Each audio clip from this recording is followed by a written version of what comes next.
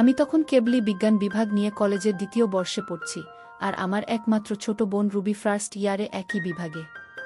প্রায় সব বিষয় আমার কাছে বসেই পড়ে, সুন্দরী মেয়ের প্রতি ছাড়দের বরাবরই একটা নজর পারে, তাই মা এই ব্যবস্থা করে দিলেন।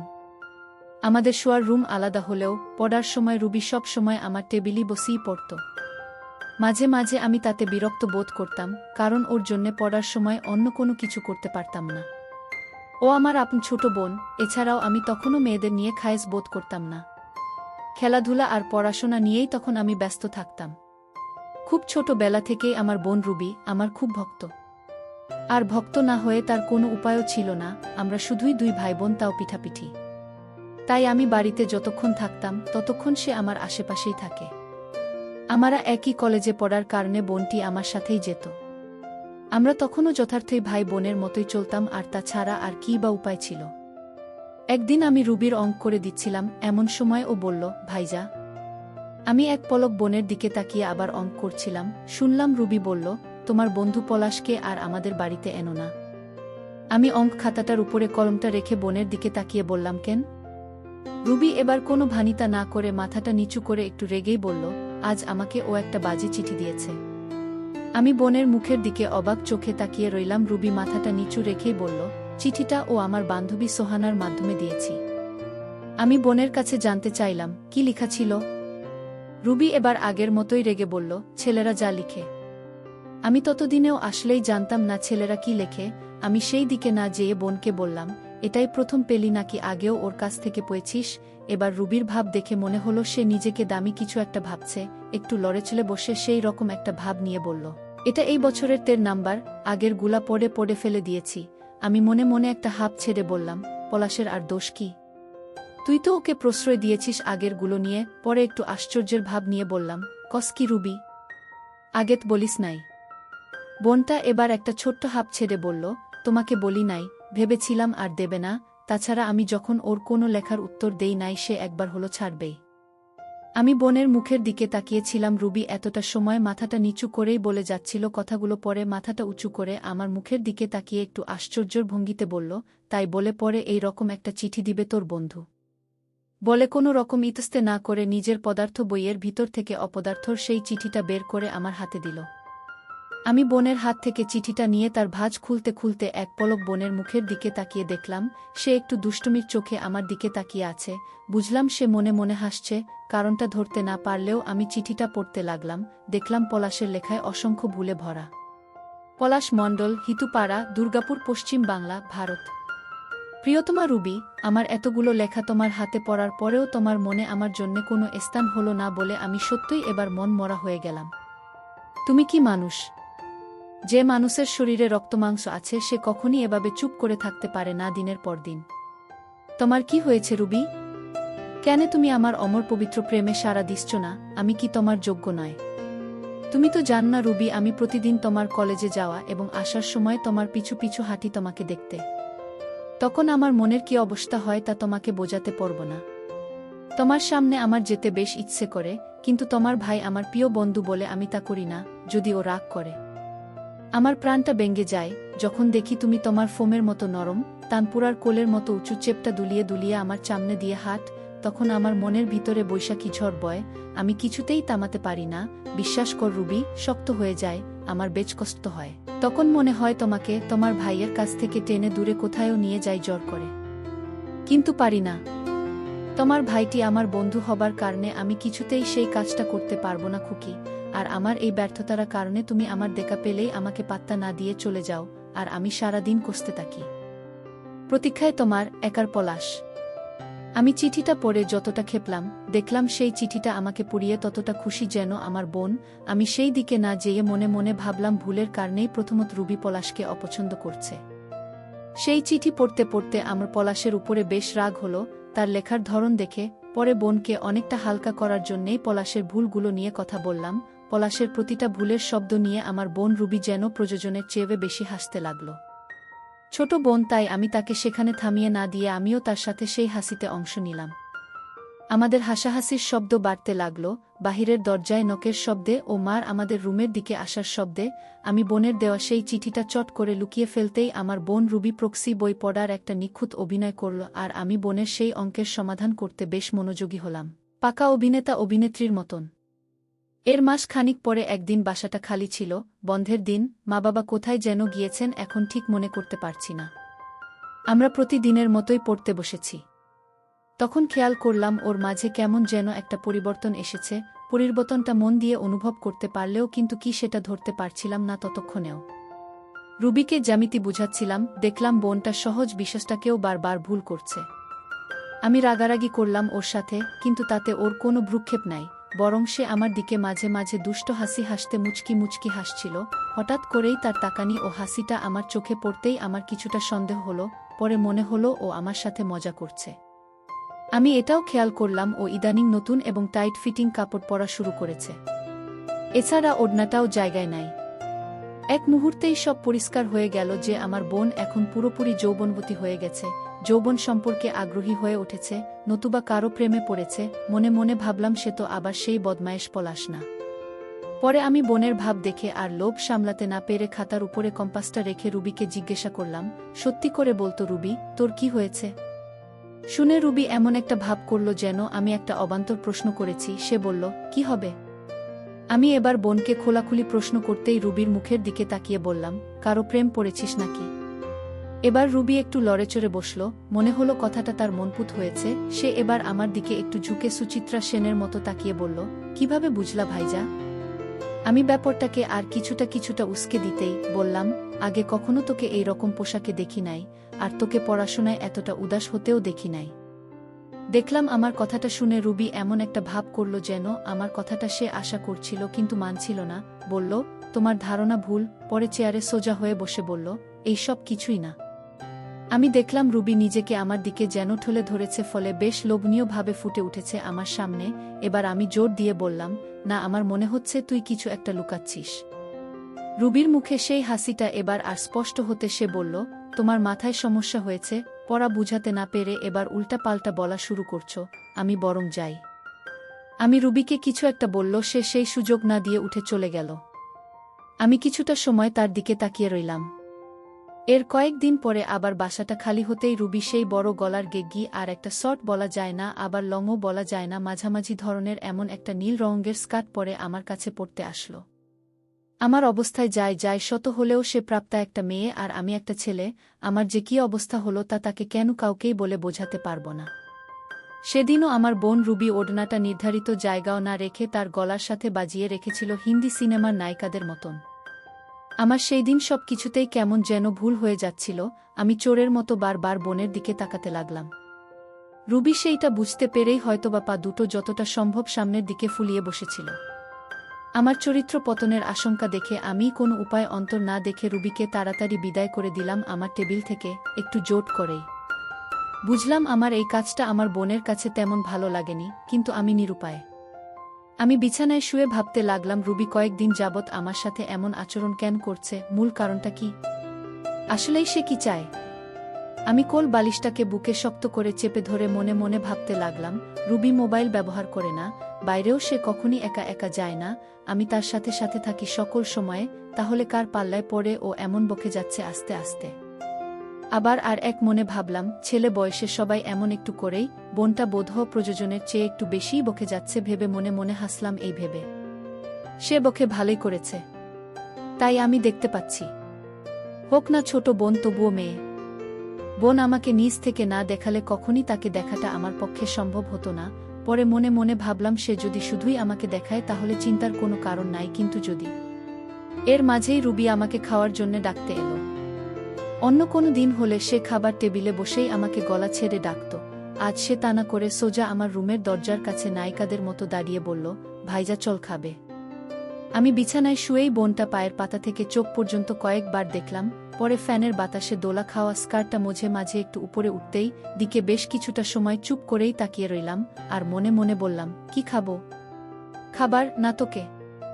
এখন তো দুটোই আমার কাছে খাবার। কিছুটা থেমে আবার মনে মনেই বললাম, এখন তো তুইও আমার কাছে খাবার। দেখলাম বোনটা আমি না উঠা পর্যন্ত দরজার চৌকাঠে হেলান দিয়েই বাঁকা হয়ে দাঁড়িয়ে রইল আমার দিকে তাকিয়েই।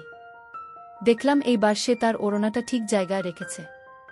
মানুষের মন যখন আপনা থেকেই পায়, তখন সে তুচ্ছ তাচ্ছিলের চোখেই দেখে, মূল্যায়ন ঠিকভাবে করে না।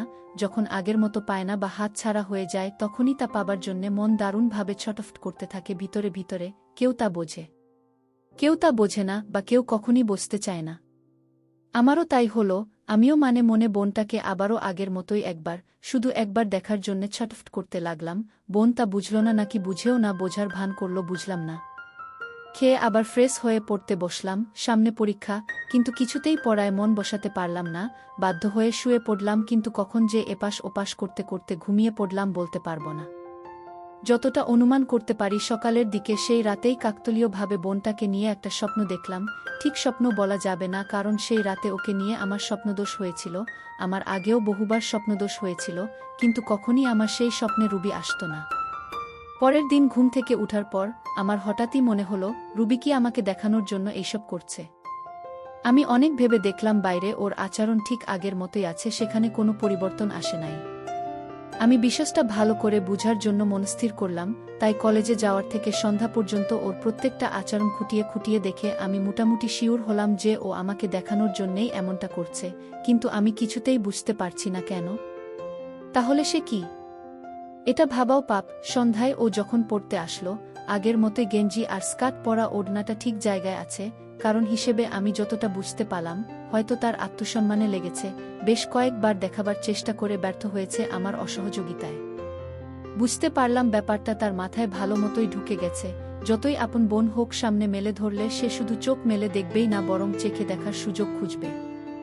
আমি তার বাইরে না। আমি 5 মিনিটে মনে হয় 3 বার তাকিয়েছি ওর দিকে। প্রতিবারই ব্যর্থ হয়েছি তার ওড়নার জন্যে। চতুর্থবার তাকানোর সময় কাঙ্ক্ষিত বস্তুদ্বয়ের দেখা মিলল, গতকালকের চাইতে আকর্ষণীয় রূপে। বুঝলাম রুবি আমাকে দেখানোর জন্যেই নিচের দিকে ঝুঁকে অঙ্কে করে যাচ্ছিল, আর আটকে গেলে খাতার দিকে তাকিয়েই আমাকে জিজ্ঞাসা করতে লাগল, আমাকে সুযোগ করার জন্যে। প্রায় 5 মিনিট আমি পড়াতে মন বসাতে চেষ্টা করলাম, কিন্তু কিছুতেই আমি পড়ায় মন বসাতে পারলাম না, কারণ তখন আমার সারা মাথা জুড়ে একটা বিষয় ছিল। সে হলো রুবি। মা কি যেন একটা জিজ্ঞাসা করতে আমার রুমের দিকে আসতেই দেখলাম রুবি দ্রুত সোজা হয়ে বসেই ওড়নাটা ঠিক করে নিল, যদিও তার ঠিক করার কোনো প্রয়োজনই ছিল না, কারণ সে দরজার দিকে পেছন ফিরেই বসেছিল, আর মা চৌকাঠের ওপার থেকেই চলে গিয়েছিল। সেদিন ওখানেই শেষ হলেও সে সেই একইভাবে আমাকে প্রতিদিন নিজেকে দেখিয়ে দেখিয়ে যেন আমাকে তাতিয়ে রাখছিল বড় কিছু পাবার প্রত্যাশায়। এর মাঝে নানু অসুস্থ হওয়ায় মা চলে গেলেন নানার বাড়ি। বাবা বাড়িতে শুধু শুক্রবার আর শনিবার থাকেন, কারণ উনি চাকুরি করেন শহরে। নানুকে দেখতে আমরাও যেতে চেয়েছিলাম, কিন্তু সপ্তাহ দেড়েক পরেই পরীক্ষা থাকার কারণে আর তা হয়ে উঠে নাই, অনেক পড়া বাকি। নানুর অবস্থা ভালো না থাকায় মা মামা বাড়িতে যেয়ে থেকে গেলেন। এরপর শুধু আমরা দুজন বাসায়। রান্না রুবিই করে, খেয়ে দুজনেই ঘর তালা দিয়ে কলেজে যাই, একসাথে বাসায় আসি। আমার মাথায় তখন শয়তান ভর করেছে, নানান আজে বাজে চিন্তা ঘুরতে লাগলো ছোট বোনটাকে নিয়ে। বাসায় এসে দেখলাম রুবি রান্নাঘরে চলে গেল, আর আমি বিছানায় শুতেই ঘুমিয়ে পড়লাম। কিছুক্ষণ পর রুবি আমাকে ডেকে উঠাল খাওয়ার জন্যে। ওকে কখনই আমি এই অবস্থায় দেখি নাই, তবে আমি একটা জিনিস খেয়াল করে দেখলাম, আমরা যখন খাচ্ছিলাম তখন চাচি খোঁজ নিতে এলো আমাদের কোনো সমস্যা হচ্ছে কিনা। দরজা নকের শব্দ শুনেই রুবি তাড়াতাড়ি উঠে চেয়ারের উপরে রাখা লাল নীলের মিশ্রণের ওড়নাটা চট করে পরে নিল। রুবি চাচির সাথে কথা বলতে বলতে খেতে লাগলো। আমি খাওয়া শেষ করে আমার রুমে চলে গেলাম। চাচি কখন গেল বলতে পারবো না। আমি যখন খেলতে যাবার জন্য তৈরি হলাম, দেখলাম রুবি ওড়না ছাড়া আমার রুমে এলো। আমাকে একটা ছোট খাট বাজারের লিস্ট ধরিয়ে দিল। আমি এবার বাইরে বেশি সময় থাকতে পারলাম না। সাধারণত খেলার পরেও আমরা বন্ধুরা অনেকটা সময় নিয়ে গল্প করে যে যার বাসায় ফিরতাম, কিন্তু আজ তাড়াতাড়ি ফিরলাম 2 কারণে। রুবি আমারে আদরের ছোট বোন, আর 2 বাজার করতে হবে, তাই মাগরিবের আগেই বাজার নিয়ে বাসায় ফিরলাম। আমার দ্রুত বাসায় ফেরাটা রুবির কাছে বেশ ভালোই লাগলো, সেটা তার হাব ভাব দেখেই বোঝা গেল। ও আমাকে বলল ওকে হেল্প করতে। আমি সাথে সাথেই রাজি হলাম, কারণ সম্পদ দেখতে পাবো ভেবে। দেখলাম যেমনটা আশা করেছিলাম তার থেকেও বেশি হলো। খুশি মনে ওর সব হুকুম চাকরের মেতাই পালন করলাম। যতক্ষণ বোনটা রান্না করল ততক্ষণ আমি ওর আশেপাশেই থেকেই মাপতে লাগলাম চোখ দিয়ে। সন্ধ্যার পর যথারীত দুজনেই পড়তে বসলাম সেই একই রুমে। আমার পড়া তখন চুলো উঠেছে, মাথায় শুধু রুবির চিন্তা, কি করা যায়, কি করা যায়, তাই ভাবছি সারাক্ষণ। রুবির একটা অঙ্ক করতে গিয়ে বারবার ভুল করছিলাম, যা আমি আগে কখনই করি নাই। রুবি তখন বলে ফেলল, ভাইজা, তোমার কি হয়েছে? কয়েকদিন যাবত ঠিকমতো কিছু পারছো না, বলে আমার মুখের দিকে তাকিয়ে সেই হাসিটা হাসল। আমিও এবার খালি ঘরে লাজলজ্জার বিসর্জন দিয়ে বোনের সাথে সেবার বিষয়ে কথা বলার জন্য সাহস করে এবার পোশাক দেখিয়ে বললাম, এইভাবে তুই যদি আমার সামনে বসে থাকস তবে মনোযোগ অঙ্কে থাকবে কিভাবে বলতো? আমি ঢের ভালোই বুঝতে পারলাম আমার কথা শুনে বোনের মনে যেন একটা ঢেউ খেলে গেল, তার চোখে মুখে একটা ভালি দুষ্টুমির খেলা খেলাতে লাগল। আমি এইবার বোনের পুর মনের ভাবটা বোঝার জন্যে একটু মান করেই বললাম, এইভাবে পড়াতে আমি অভ্যস্ত না। মনে হলো সে মাথা কাত করে আমার সমগ্র কথা শুনে তার ভালোই লাগল। সে এবার বেশ ভাব নিয়ে বলল, এখন থেকে আমাকে দেখে অভ্যেস কর ভাইজা, নইলে পরে নিজেকে কন্ট্রোল করতে পারবি না অন্য মেয়ে দেখলে। আমি রুবির চোখের দিকে তাকিয়ে এবার একটু ভ্রু কুচকিয়ে মনে মনে বললাম, বলে কি? পরে বোনের কথা শুনতে শুনতে এবার সরাসরি বোনের দিকে এক নজরে তাকিয়ে রইলাম। রুবি সোজা হয়ে বসেই নিজের দম নেবার ভান করে আমাকে জ্ঞান দেবার ভান করে বলল, এই ধর ভাইজা, আমি তোর একটা মাত্র আপন ছোট বোন, আমাকে নিয়ে তো তুই চানিলেও তেমন খারাপ কিছু ভাবতে পারবি না, বলে আমার চোখের দিকে তাকিয়ে একটা হাসি হাসে। আমি বলতে যাব এমন সময় আমাকে বলতে না দিয়ে রুবি বলল, এই পোশাকে আমাকে দেখে দেখে অভ্যস্ত হলে অন্য মেয়েছেলে দেখলে নিজের কন্ট্রোল হারাবে না কখনই। আমি এবার বললাম, সবই তো বুঝলাম। সাথে সাথেই রুবি বলল, সেই জন্যে তো তোর আমাকে একটা দামি গিফট দেওয়া উচিত, কারণ আমি তোর কন্ট্রোল বাড়িয়ে দিচ্ছি। আমি বোনের কথা কল্পনা করতে করতে বললাম, সবই ঠিক আছে, তো আমার না হয় কন্ট্রোল বাড়বে, কিন্তু তোর কি উপকার হবে তাতে? রুবি আমার কথায় বেশি একটা সন্তুষ্ট হতে পারল না, বলল, আমি আধুনিক হওয়ার চেষ্টা করছি, বলে নিজের টি-শার্টটা দেখিয়ে বলল, এই পোশাক স্বাচ্ছন্দ্যে পরার এবং পরে মানুষের সামনে চলাফেরার করার অভ্যেস করতেই তোমার সামনে রিহেলচাল করছি। তোমার কাছে তো আর আমার আর কিছু হারাবার ভয় নাই, যাতে পরে অন্য কোনো ছেলের সামনে কোনো লজ্জা বোধ না হয়। শুনে আমি বললাম, কিন্তু আমি তো বেশ কিছুদিন যাবৎ তোকে খেয়াল করে দেখলাম, তুই আমি ছাড়া অন্য কাউকে দেখলেই সাথে সাথেই ওড়না দিয়ে আগের মতো সব ঢেকে ফেলিস। রুবি এবার মাথাটা নিচু করে দিয়ে বলল, থাকব না? আমার বুঝি লজ্জা লাগে না? তাছাড়া বলে থামতেই আমি বললাম, তাছাড়া কি? রুবি বলল, ওরা নইলে খারাপ ভাববে না, আর তোমার বন্ধুরা যদি এই পোশাকে দেখে তাহলে কি ওরা তোমার মতো আমাকে ছেড়ে দেবে? আমি এবার বোনকে বললাম, তোর রিহালচালের প্রক্সি ম্যান হিসেবে তুই কি আমার সামনে এভাবে চলবি? বলে রুবির দিকে তাকাতেই বুঝলাম আমার কথায় তার মনে একটা দোলা খেয়ে গেছে। আমি উত্তরের জন্য অপেক্ষা করতেই সে বলল, তুই অনেক বেশি দুষ্ট হয়ে গেছিস ভাইয়া। আমি তার উত্তরে কিছু একটা বলতে মুখ খুল রুবি আমাকে আর কোনো কথা বলতে না দিয়ে আমার গুরুজনের মতো আদেশের সুরে বলল, তোমার এত কথা বলে লাভ নেই, তুমি কষ্ট করে শুধু নিজের কন্ট্রোল পাওয়ার বাড়াও, আর আগের মতো মনোযোগ দিয়ে আমাকে পড়াও। কথা বলতে বলতে কখন যে 11টা বেজে গেছে তা আমরা কেউই বুঝতে পারি নাই। তাড়াতাড়ি টেবিল থেকে উঠে দুজনে খেয়ে নিয়ে একটু টিভি দেখে যার যার বিছানায় ঘুমাতে চলে গেলাম। আমি ঘুমানোর অনেক চেষ্টা করলাম, কিন্তু ঘুম আসলো না কিছুতেই। আমি শুয়ে শুয়ে ভাবলাম অনেক কিছুই, পরে আস্তে করে উঠে ডাইনিং পেরিয়ে সোজা রুবির রুমের কাছে যেয়ে দেখলাম রুবির রুমের দরজাটা মেলা, জানালার পর্দায় দিয়ে করে নিজের বিছানায় শুয়ে আছে, যেন সে কোনো কিছুর বা কারো প্রত্যাশে প্রহর গুনছে শুয়ে শুয়ে। নীল ডিমলাইটের হালকা আলোতে আমার চোখের সামনে ফুটে আছে। এতে আমার লাফাতে শুরু করল। আমি নিজেকে আর সামলাতে না পেরে আস্তে করে রুবির পাশে শুয়ে পড়লাম। বোনের কোনো নড়াচড়া না দেখে আমি হাতটা বাড়িয়ে দিলাম। তারপর মাথাটা উঁচু করে বোনের মুখের দিকে তাকালাম, সে কোনো রকম নড়াচড়া করছে না, গভীর ঘুমে আচ্ছন্ন। তার এই ঘুমটা আমাকে আর বেশি সাহসী করে তুলল। আমি এবার মাঝখানের কোল বালিশটা এক হাতে তুলে মেঝেতে ফেলে দিলাম। ও জেগে গিয়ে বলল, ভাইরা কি করতেছ? ছাড়ো ছাড়ো, আমি তোমার বোন। কিন্তু ও ছাড়ো ছাড়ো বললেও নিজেকে ছাড়াতে চেষ্টা করলে না। আমি বললাম, আজ আর তোর রক্ষা নেই। কাজ শেষে আমি রুবিকে বললাম, কোথায় শিখলি এসব? রুবি বলল, সোমার কাছে। আমি মনে মনে সুমার প্রতি কিছুটা কৃতজ্ঞতা প্রকাশ করলাম। পরে বললাম, কিভাবে বল এবার? রুবি এবার খুবই স্বাভাবিকভাবেই বলল, হাডামিটা ওই দিন স্কুলে এসে অফ ক্লাসে বসে স্বামীর সাথে গল্প বলল, শুনে আমাদের অবস্থা যত কাহিল হতে লাগলো সে যেন ততই মজা পেতে লাগল। ওর মুখে এসব কথা শুনে সত্যই বলছি ভাইজা, আমার খুবই লোভ হচ্ছিল সেবা নিতে, কিন্তু আমাদের কোনো উপজা ছিল না। রুবি থামতেই আমি বললাম, আবার আমাদের এলো কোথা থেকে? এতটা সময় না শুধু আমিই ছিলাম। শুনে রুবি বলল, ওহ, তোমাকে তো বলাই হয়নি ভাইজা, আমি আর শিউলি দুজনেই সোমার কাছে সেই গল্প শুনছিলাম। আমি বললাম, পরে? রুবি বলল, শিউলিরও একই অবস্থা হয়েছিল। রুবি থামতেই আমি বললাম, পরে শিউলি কাকে দিয়ে সেবা নিল? রুবি বলতে যাবে আমি ততটা সময় বোনের মাধ্যমে শিউলির প্রতি একটা চান্স নিতে বললাম, নাকি এখনও অভুক্ত কাউকে খুঁজছে? রুবি এবার আমার কথা শেষ হতেই একটু দম নিয়ে বলল, কথায় কথায় একদিন আমি শিউলিকে বলেছিলাম, মাঝে মাঝে আমার খুব ইচ্ছে হয় সোমার কাছে গল্প শোনার পর থেকে। শুনে শিউলি আমার দিকে চোখ বড় করে তাকিয়ে একটু মুচকি হাসতেই আমি কিছুটা লজ্জা পেয়েছিলাম, তবুও ওকে বললাম, এখন কি করা যায় দোস্ত বলতো? শিউলি আমার কথা মন দিয়ে শুনে অনেকটা সাবধান করতেই যেন বলল, অন্য ছেলেকে দিয়ে সেবা নিস না, তাইলে ঝামেলা হবে, দেখিসনা সোহানা তারেককে একবার দিয়ে এখন কেমন ফেসে গেছে। আমি তখনও তারেক আর সোহানার কথা জানতাম না। শিউলি বলল, তারেক ছবি উঠিয়ে রেখেছে আর তাই দিয়ে বারবার মেইল করে যাচ্ছে ওকে, নিজের বিয়ে করা বউয়ের মতো। শুনে আমি সাদা মনেই বললাম, ভালি তো, তুই তাতে খারাপটা দেখলি কোথায়? পরে একটা হাঁপ ছেড়ে শিউলির মুখের দিকে তাকিয়ে বললাম, আমারও যদি একটা তারেক থাকত। বলে আফসোস করতেই শিউলিও বলল, আমিও খারাপের কিছুই দেখতাম না বা খুঁজতাম না, যদি না সে সোহানাকে মেল না করত। আমি কথাটা শুনে প্রচণ্ড একটা হোঁচট খেলাম, মনে হলো কাচের গ্লাসের মতো আমার হৃদয়টা যেন ভেঙে গেল। পরে প্যাকাসে গলায় বললাম, কেন তারেক কি করেছে? শিউলি এবার একটা শ্বাস ফেলে বলল, একদিন সে সোহানার সাথে কয়েকটা ছবি ও কিছুটা ভিডিও করে তার বাবা মাকে দেখিয়ে দেবার ভয় দেখিয়ে পলাশকে দিতে বাধ্য করেছে, আর তুই তো জানছি পলাশ কতটা হারামজাদা।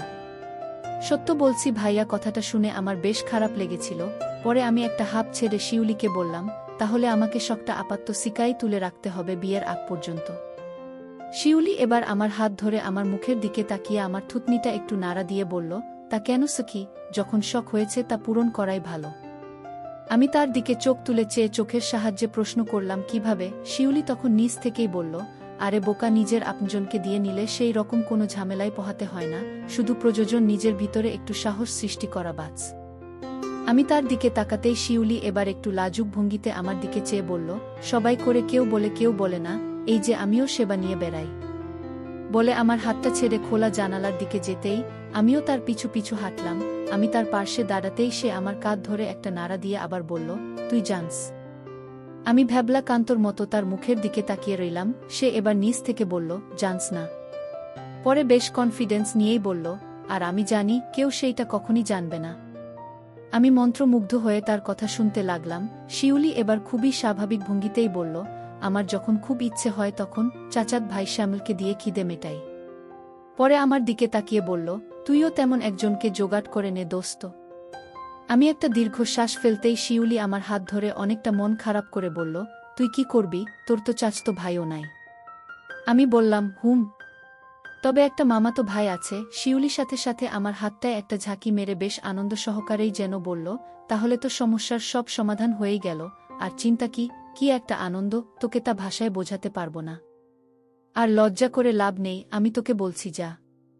আমি এবার শিউলির মুখের দিকে করুণ দৃষ্টিতে তাকিয়ে বললাম, কিন্তু একটা সমস্যা আছে।